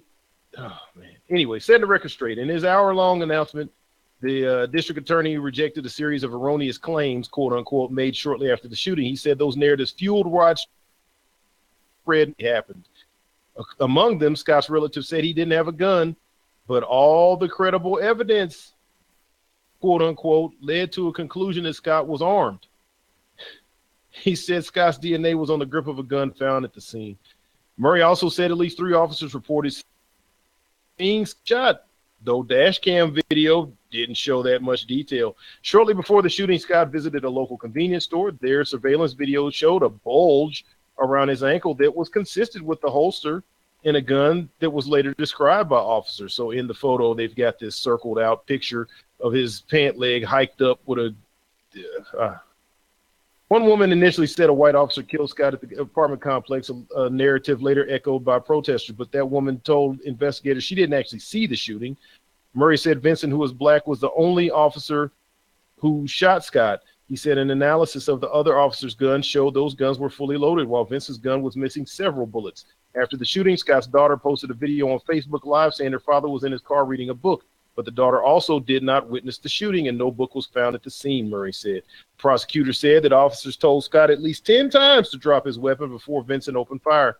Murray said that while criminal charges are not appropriate, I know some are going to be frustrated. He said he met with Scott's family Wednesday morning to tell them about his decision and said the family was extremely gracious. They probably held hands with him, said a prayer saying kumbaya, and said they forgive everybody involved because that's what Negroes do. Scott's family attorney said that our work is not over. So there you go. There you go. I mean, I wish I didn't sound as cynical as I feel. I wish it was not as well warranted. I wish I was out of line for thinking the things I think and feeling the way I feel about what goes on with all of these deaths. Extrajudicial murder. Police found a gun and claimed that his DNA was on the handle of it. So, you know, they didn't even have to argue anything else. I mean, in these cases, the breakdown is so vast, the different ways they can dismantle the argument that the person should not have been murdered. I mean, each time you see that they're willing to open up the box and just use whatever tools in there to disprove any kind of guilt, any kind of blame for several police officers. They never said that he pointed a gun at anybody. They never said he threatened anyone. They never said he tried to run, he shot anything, he did anything. They were able to show that they were able to tell us that he had a gun holster on his ankle and had a gun registered. So whatever gun he had, if it was registered and he had enough care about it to keep a holster and whatever, I mean, I'm sure his DNA would be on the gun. I got my DNA on my fishing pole. I use it sometimes. That don't mean I'm going out and wielding it in front of police. I mean, there's so many holes in their stories all the time, but once they give the official statement, they don't need to do anything else because you're going to have people come out just like Michael Brown and everybody else and say, well, hey, man, that's what the police said. Hey, that's what what now the DA is lying. The police are lying. But when we come back with Justice Department reports next year that will show all this was a lie, oh, the Justice Department is a fake, man. You can't believe what they say. So this is what I'm talking about. This is why I get frustrated, and I don't really care about playing like we've got allies, pretending like people are going to just do the right thing. I don't believe that. I believe this is 1850. I believe this is 1793. I believe this is 1872. I believe this is the times when people needed something to happen right then and there. And you knew if that was your ally, whether they let you in their house or not and hid you in their attic. You didn't know they was your ally because they saw you in the store and just didn't try to beat you up, didn't try to kill you or turn you in. I need to know you're an ally because you're willing to do something to sacrifice your own situation. That's the only allies I have, is people that are willing to do something to sacrifice their own situation. So sad story. Brother's dead. Won't be no justice in this one either from what we see. Yeah, sadly, this was expected. I didn't expect them to file any charges. And, you know, I'm not going to say all of us, but the video was available and I watched the video and I felt in the very least that the officer was guilty of manslaughter. I mean, there's even some question as to whether the black cop is the one who gunned him down from what I saw in the video. I mean, yeah. It's all shady, man. It's all shady. And so I'm questioning if he was the only one that shot also. So, but in the very least, given what we know in terms that the reason they was there to serve a warrant to arrest somebody else. And so one of these were undercover people, right? And so one of them going to say, oh, I saw this man in this truck and he was rolling up marijuana. So let me leave my post, because that's what they did. Let me leave my post and not try to apprehend the person we actually have a warrant for. I'm going to go see about this man smoking some weed, even though cannabis has been decriminalized, and at the most we'll give him a ticket. You know, it's worth me blowing my cover just so I can go stop this man from smoking weed. You know what I'm saying? So at the very least, in my opinion, man, there was a lot. I could argue for manslaughter in the very least. Yeah, we'll say murder. No, he didn't plan to go out there and murder that man that day. We can't prove that. Who knows? Right. Maybe every day, all of them wake up hoping to kill somebody. Let me just get one. Right. You know what I'm saying?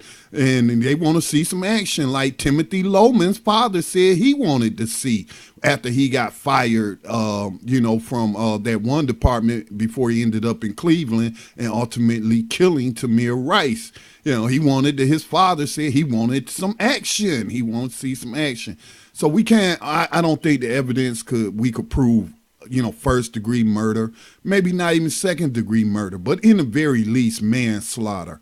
I felt they were very reckless, them leaving their post, violating protocol and procedures. I could have came up with reckless endangerment of the public. I could have came. We know how these prosecutors get creative in piling on charges on people just so that they will agree to plead out and not go to trial and just accept a plea deal. So they could have found charges. But again, I am not surprised at the outcome. No. This is directly from. Oh, go ahead. Okay, I'm sorry. I didn't know if you was back with us. Yeah, I'm back. Until slavery ends, there can be no expectations of justice. No. If they're getting away with slavery, they're going to get away with murder. It's really just that simple. That's simple. And see, slavery is the ultimate measure of someone's criminality. If you can enslave a person, that's even beyond saying you could put a person just in jail.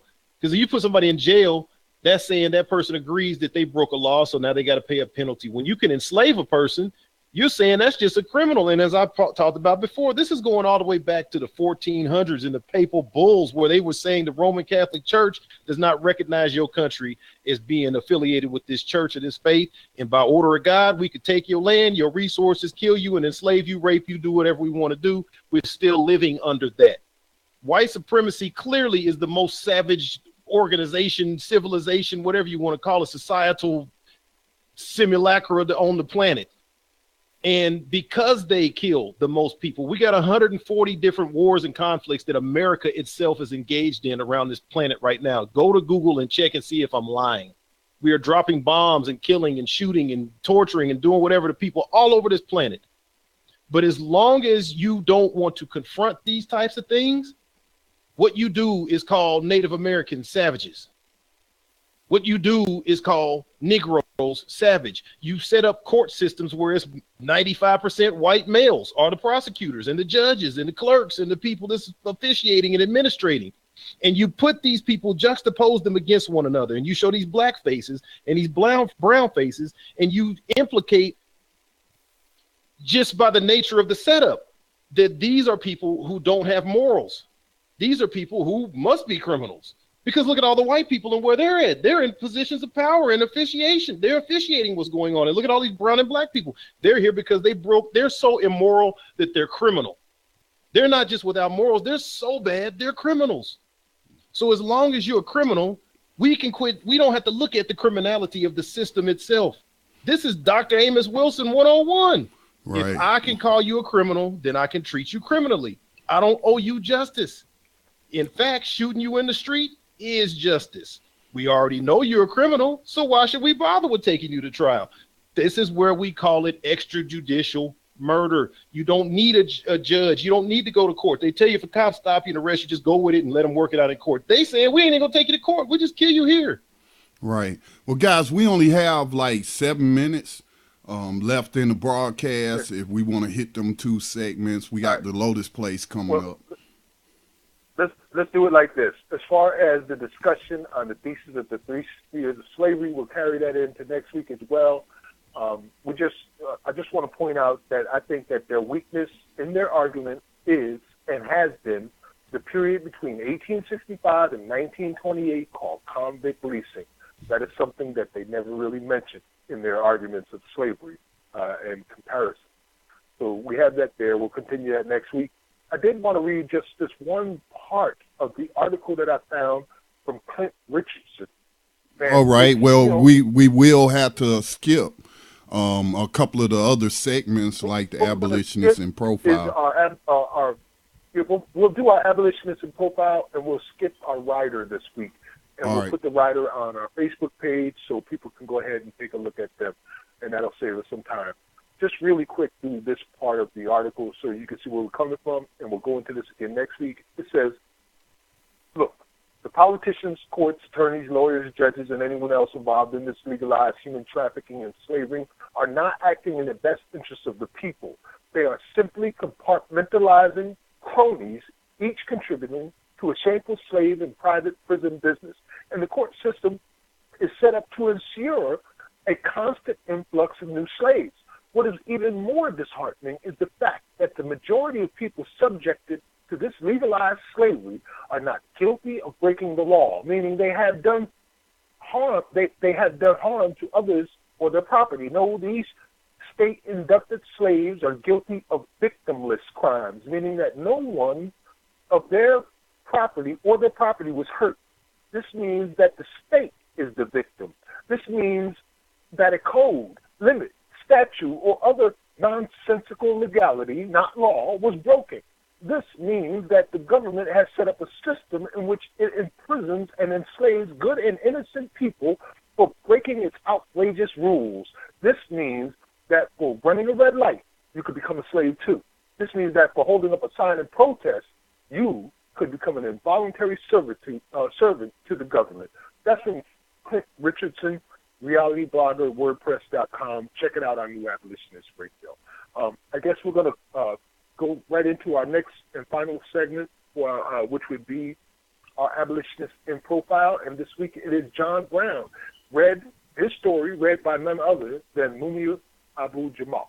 And Scotty, if you want to cue that up right there, it's on both pages.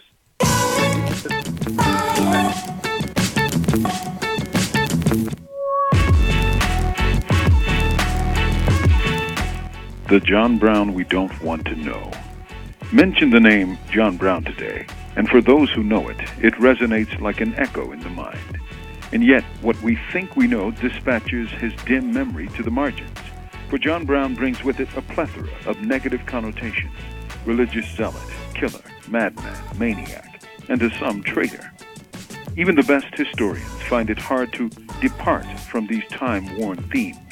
And even while he lived, supporters called him prophet, seer, sage, and liberator. And while this is certainly better than his mainstream detractors, neither is exactly accurate.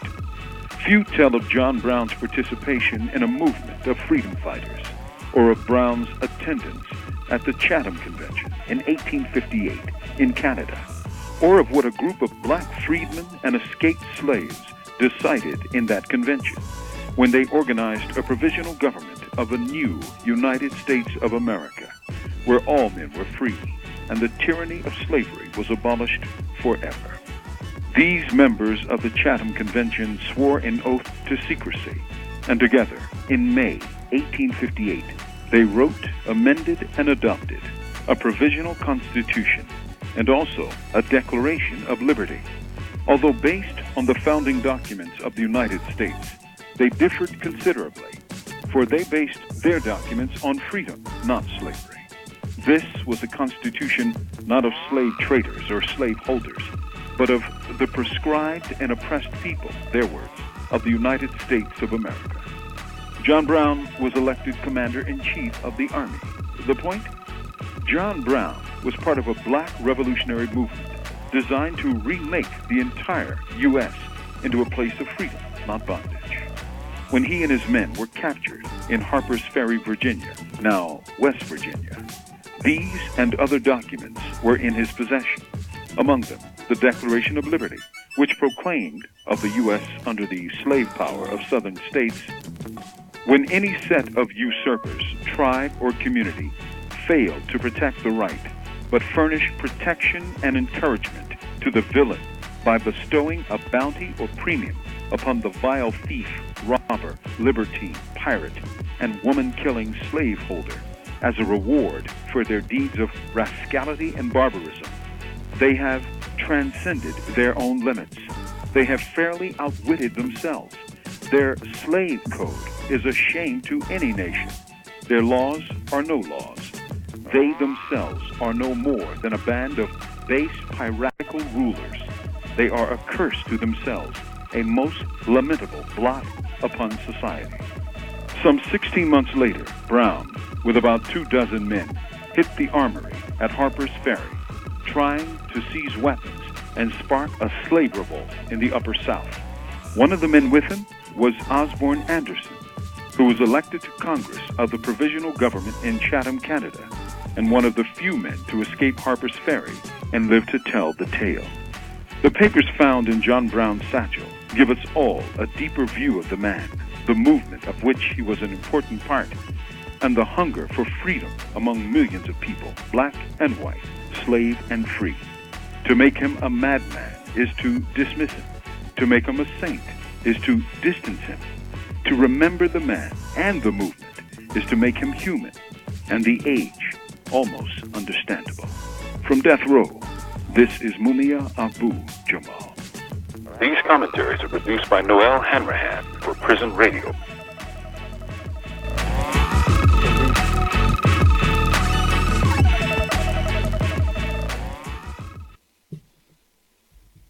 Salute. You've been listening to New Abolitionist Radio.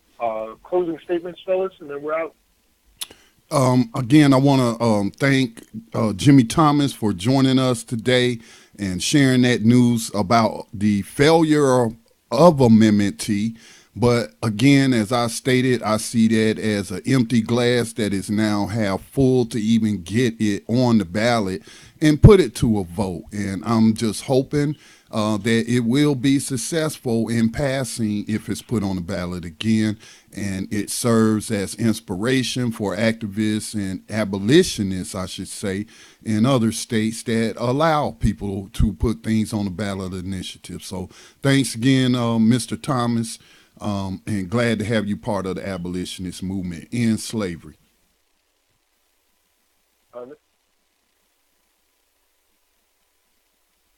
Looks like we lost Yohanan. I think we both know what Yohanan would say. Peace to the abolitionists, deputy oppressors. I just want to keep it real simple. Like Scotty said, slavery ain't going to end itself. You got to get out there and make this a part of the conversation. Don't let them just run their mouths without including this in the conversation. If you're in the audience, if you're in anywhere around this type of discussion, make it a part of the conversation. End slavery. You're listening to New Abolitionist Radio, and my final words will be this. Remember, abolition is the reason for revolution, so we can finally know some peace. Rise up, rise up, rise up, rise up, rise up, rise up, rise up, rise up, rise up, rise up. Showtime. Just lift your eyes up, let your wise rise up. See the signs of the times if it's time. Rise up, rise up. When death and hell dwell among all God's people. When those we chose and trusted have become completely corrupted and inherently evil. When the feast that feeds you starves our father's children. When snuff, porn, and pedo forms begin to get top billing, rise up. When famine claims millions. When justice gives blind eyes to billions. When the Lord's anger is no longer feared. If his protection is gone and your enemies are near. If you've seen the seas spill over and the mountains shake, break, and fall. If the moon ever turns blood red and you can't see the sun at all, rise up. No matter if the prize is high in the sky.